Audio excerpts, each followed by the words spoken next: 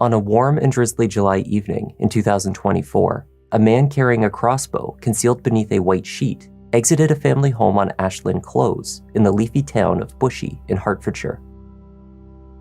Over the previous 5 hours, this man had enacted a plan to massacre 3 female members of the same family. His actions had been mapped out for weeks. As word of the horrific murders spread across the country, fear of the attacker merged with grief for the victims. And investigators set out to find answers. Hi there, I'm Kevin and welcome to Just Thought Lounge. Today's case is a higher profile one than those that we often cover here at JTL. Perhaps you've heard of it, or maybe have followed the information as authorities have released pieces over the past year. It is one that contains the kind of unsettling details that stay with you long after you've heard the story. For us here at JTL, it hits close to home. Let's take a look.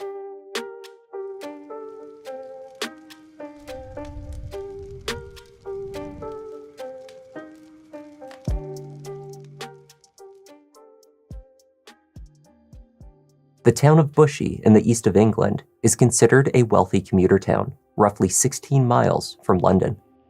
It is known for its rural charm and a blending of city and country living.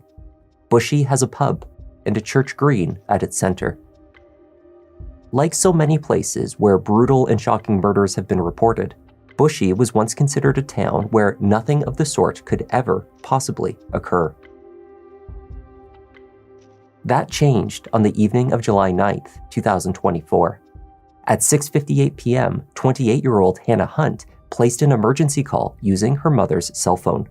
She was at her home in Bushey, which was shared with her 2 parents, Carol and John, as well as one of her sisters, 25-year-old Louise. She told the operator that a man was inside the house. "He shot us," she said. Though seriously injured, Hannah offered what information she could. 12 minutes later, emergency services arrived. Inside the house, they found 61-year-old mother Carol and youngest daughter Louise already dead. Valiant attempts to resuscitate Hannah ultimately failed. She too was pronounced deceased. Both daughters died from crossbow bolt injuries. Carol had been stabbed to death. 2 members of the family, Father John and a 3rd daughter Amy, were the only survivors. They were not at the house at the time of the attack. The murderer fled the scene before police arrived. She told to go inside there because there might be a man on the loose there with the crossbow. So we all went upstairs and kept on popping our head like most of the neighbours there through the windows kind of thing there, so a bit of window watching. I mean, what was that like on a normal evening, being told there's a man with a crossbow nearby? It's unnerving. We were all very anxious. We were on edge all night, unable to sleep until the very early hours of the morning because we were just seeing a flood of blue lights, helicopters, sirens everywhere. We were all very scared. Bit of a shock because it's a really residential area and there isn't, nothing much ever goes on round here at all apart from people going back and forwards to work, and back and forwards to where they go. Never saw anybody round here carrying a crossbow at all, never at all. As news of the killings spread from the streets of Bushey to the national media, many already horrified viewers were further devastated to learn that the victims were family members of a familiar public figure. BBC racing commentator John Hunt. Carlingford Lock and AP McCoy, get up! Of course he did! John was covering a horse racing event miles away when his wife and daughters were murdered. The last text he had from them came from Louise's phone at 5:52 p.m. and asked, "What time are you home?" John replied that, unfortunately, he would be late. "Saturday races have a later start than usual," he said. Then he wrote, "Everything okay, sweetness?"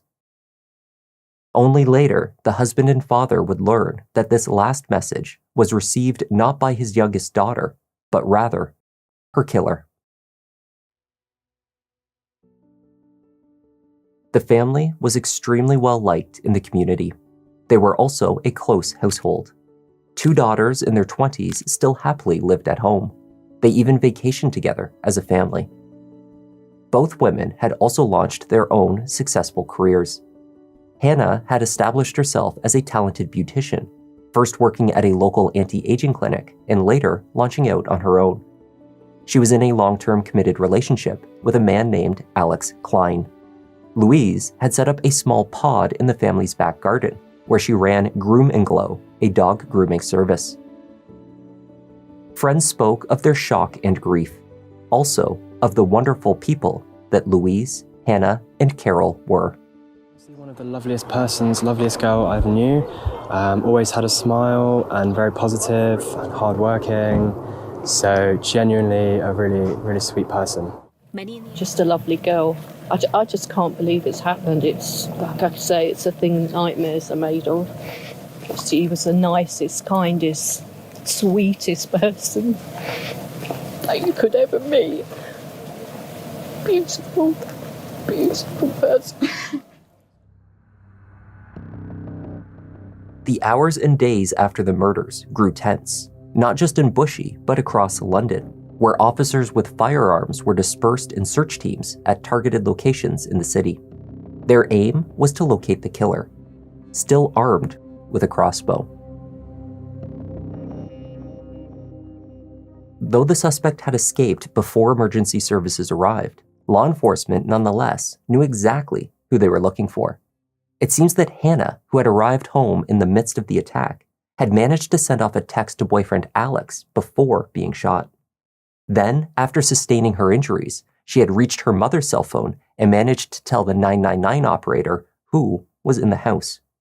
In her text, she wrote, "Call police immediately, to mine, now, Kyle here, police now, he's tying us up." To the operator, she said, "My sister's ex-boyfriend has come in and he shot us."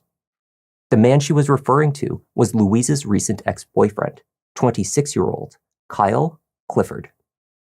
Kyle was the third of 3 siblings raised in Enfield, North London. It was in this area that initial efforts to locate Kyle focused. His family home was raided and searches carried out. Police also raided his brother's former address in the Enfield area, but with no success. Helicopters and drones took to the sky to assist, while the public was warned to keep an eye out for Kyle. But if he is spotted, Hertfordshire police instructed the public to stay as far away from him as possible. Crossbows can fire accurately from a surprisingly long distance. Our overarching objective today is to protect public safety and to locate Kyle Clifford, who is wanted in connection with the murder of the 3 women in what we believe is a targeted incident. We have extensive police resources deployed to various locations in North London and also the Bushey area of Hertfordshire. The manhunt also involves armed police officers and specialist search teams responding at pace in the wake of what has been an horrific incident involving what is currently believed to be a crossbow, but other weapons may also have been used.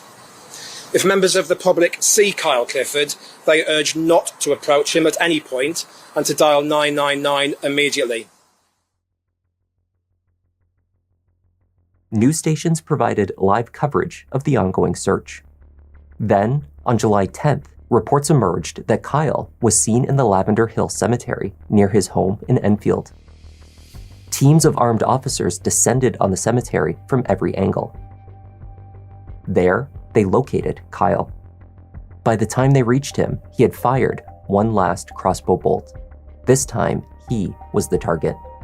Kyle was rushed to the hospital, where over the following 10 weeks, he would receive life-saving treatment. Eventually, Kyle Clifford recovered from the single shot he sustained, though it left him paralyzed from the chest down. Kyle was not wholly unknown to law enforcement before he was named as the alleged crossbow killer. His family had a history with violent crime. Kyle's brother Bradley was in prison for murder. In 2017, at the age of 23, Bradley Clifford chased down 2 teenagers after they had struck his high-performance Ford Mustang EcoBoost's wing mirror with a bottle. They were both flung into the air by the collision, and one was beaten by Bradley as he lay on the ground, fatally injured. The other teen miraculously escaped with only minor injuries. Bradley was sentenced to 23 years. Kyle evidently was close to his older brother, visiting him in prison frequently, something that had never sat well with Louise. She viewed Kyle's unwillingness to acknowledge the brutality of Bradley's crime as representative of his character, listing this amongst other behaviors as reasons to distance herself from him. When Kyle's name was released to the public, others who knew him began to speak up. This included those who had served with him during his brief time in the Army. A fellow trainee who knew Kyle throughout their basic training in 2019 reported that at that time he was immature for his age and had a chip on his shoulder.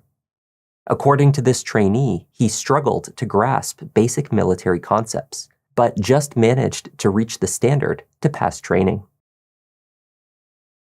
It seems that after joining Her Majesty's Army in 2019, Kyle had remained in the service for just over 2 years. He spent 286 days over that period at home, however, claiming an undisclosed illness. When he finally quit in 2022, his commanding officer observed that his character is wholly unsuited to military employment, and he had no care nor concern beyond himself. After leaving the Army, Kyle first sought employment as a fire and security systems installer at a St. Albans-based fire safety company before leaving that position and becoming a security guard. He was subsequently fired from that role not long before the murders took place. The reason for his dismissal has not been formally reported, though his comments about female coworkers, described as misogynistic, was rumored to have played a role. However Kyle had presented himself to peers and employers, he certainly made an effort to win over Louise Hunt. The two met on Bumble in December 2022, and over the next 18 months, they were in a serious and ostensibly committed relationship. Unbeknownst to Louise, during this period, Kyle also carried on a romantic relationship with 2 other women whom he had connected with through his previous jobs. The Hunts were said to have welcomed Kyle with open arms. Secretly, friends reported that no one in the family was a fan of Louise's choice of partner. They described him as both arrogant and odd. Nonetheless, he was welcomed. Kyle joined them on family vacations. He spent days with them celebrating Christmas 2023 in the family home.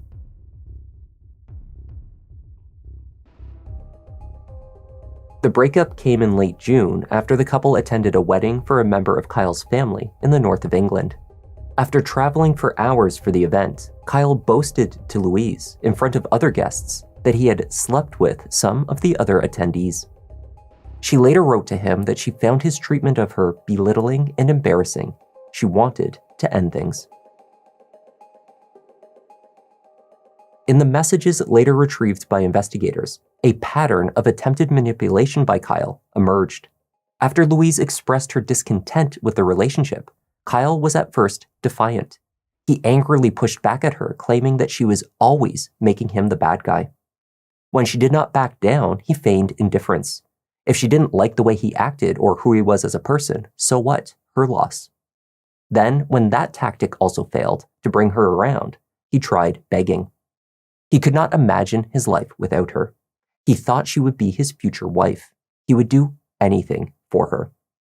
Louise, after a year and a half of what friends depicted as a controlling and unhealthy romance, stuck to her guns and called it quits. Her final text to Kyle read, "I'm sorry, Kyle, but I can't continue with what we have.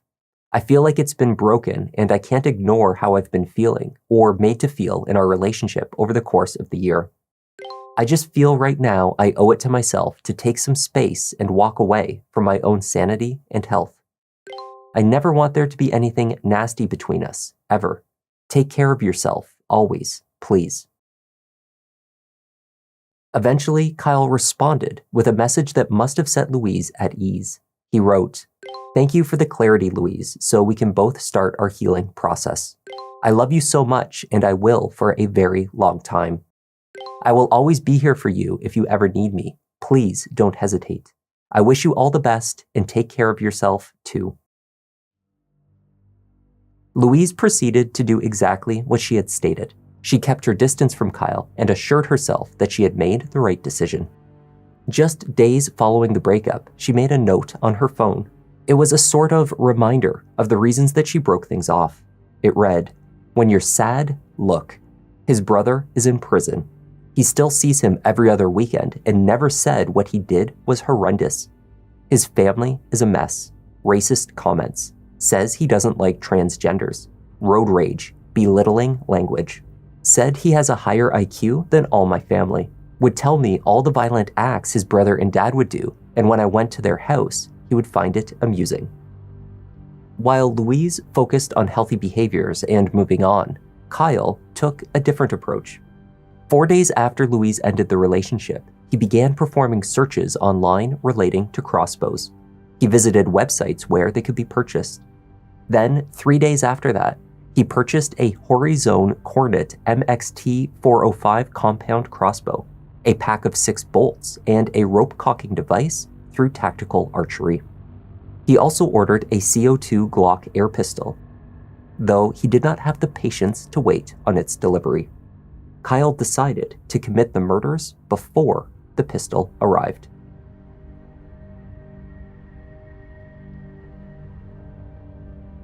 Kyle's online purchases showed him actively planning the murders in the days prior, even as he was captured going about his regular routine. At the gym, mid-workout, Kyle paused to order a large kitchen knife, a high-level 10-inch butchering steel knife worth 89 pounds. At the home and hardware store B&Q, Kyle purchased rolls of duct tape. He would later use it to restrain Louise. At another store, he examined his options for rope. Then he stopped at a Halfords and purchased 2 cans of petrol gas. It was speculated that he planned to set fire to the house to destroy evidence, though when the time came, he did not do so. Even as Kyle ran his errands, planning out the murders, he found time to stop by a garden center with his family. This trip was made at 10 a.m. on July 9th, only hours before he would pack a knife and crossbow into his car and drive to the Hunt's house in Bushey. Sort of cold-blooded and calculated in his actions. There were so many opportunities to step away from what he's doing, but he had a plan from the very outset that included the pretense to get into the house. At just after 1 p.m., Kyle left his home in Enfield, armed with the crossbow and carrying a knife in his backpack. Before he arrived at the Hunt's home in Bushey, he performed a search for Horse Racing Today, presumably to verify that Louise's father, John, would be away at work when he arrived at the house. Having confirmed that John would be absent, Kyle knocked on the door, telling Carol that he wished to return items of Louise's property to her. Recorded audio captured enough of the events that followed, allowing investigators to establish a precise timeline. Sometime around 2:45, Kyle attacked Carol, brutally stabbing her to death. Louise was in the back garden in her grooming pod at that time. Clients continued to come and go through the back gate, unaware of anything amiss inside. After killing Carol, Kyle was captured returning to his car to retrieve the crossbow, which he concealed under a white sheet. It was after 4 p.m. when Louise finally entered the house from the back garden to find Kyle waiting for her. Investigators speculated that at that time, Louise was bound with duct tape on her wrists and ankles. The two were alone in the house for roughly 3 hours. During this time, there was activity on Louise's phone. Her messages were read. Her Instagram was accessed. Kyle performed the search. If I unplug my smoke detector, will it go off? Clearly, he was rethinking his plan to set the house aflame. The text to John was sent just before 6 p.m., asking when he would be home. Having verified that John would be late, Kyle continued to wait. He knew Hannah would be returning from work by 7 p.m. Attacking her had formed part of his plan. Investigators determined from the audio captured inside that Louise was killed with a crossbow bolt shortly before her sister returned home. Upon entering, Hannah was heard stating, "What's wrong with you?" followed a short time later by screaming. Kyle was captured walking from the property towards his car at 6:55 p.m. Hannah, having also been shot, managed to place the call to emergency services 2 minutes later.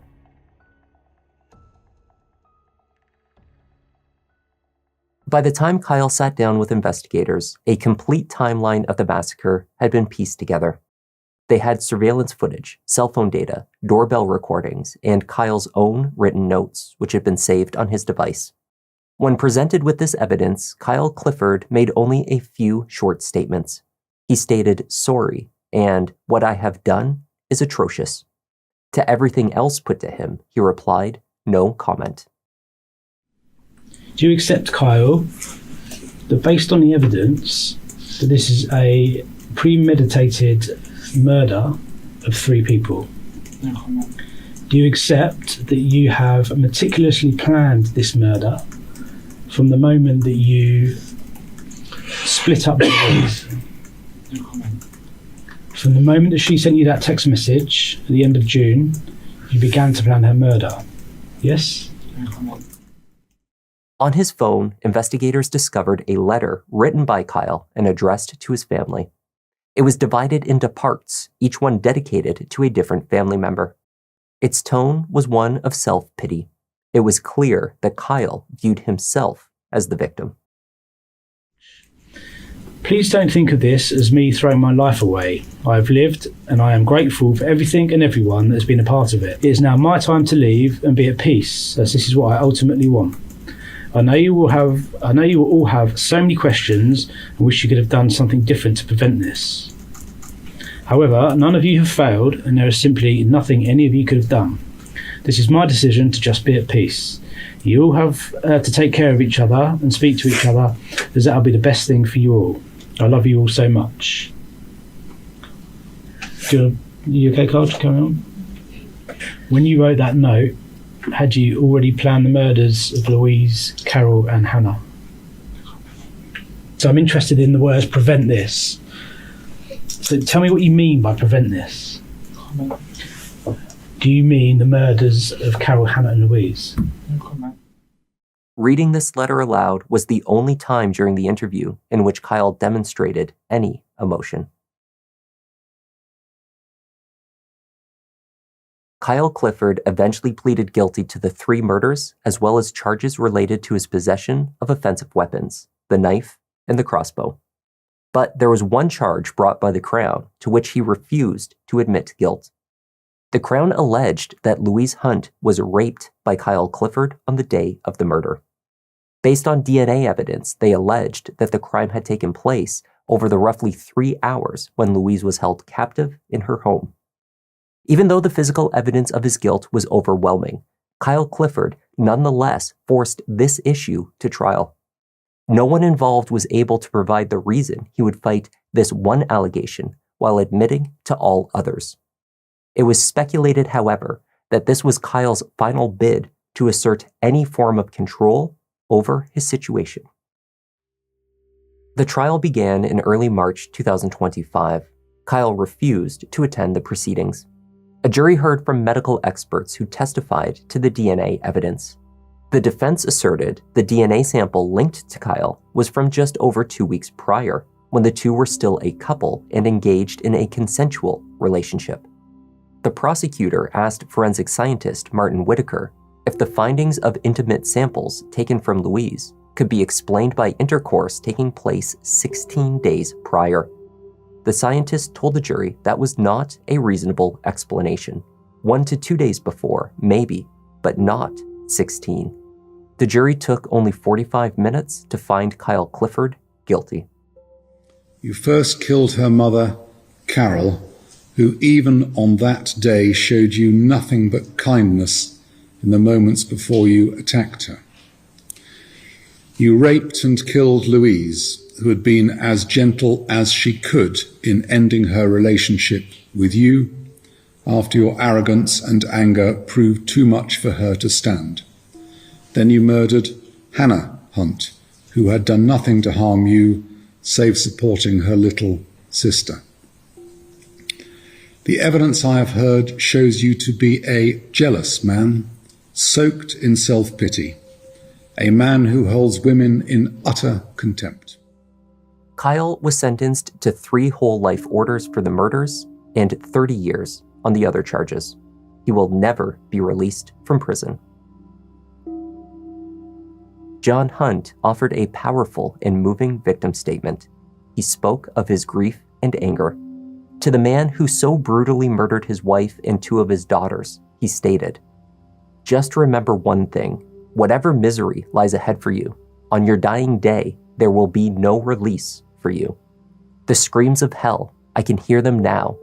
When they roll the red carpet out for you, your miserable fate will last for eternity."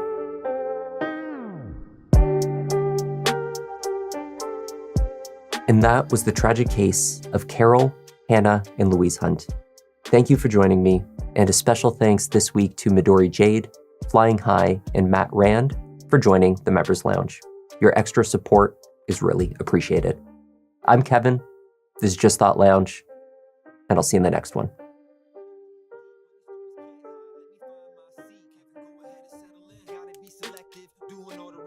Keeping it objective, always been effective. They say he got a knack, pick of the litter. You see how Newton got his back. Yeah, the content that you need, this could be a new sign. We talking in the comments, they jot in a few lines. Tune in and hit like, love that, it's too kind. Feels like the whole world is online for true crime. Watch him on the run, but it's not a race. Really hard to disappear, poof, without a trace.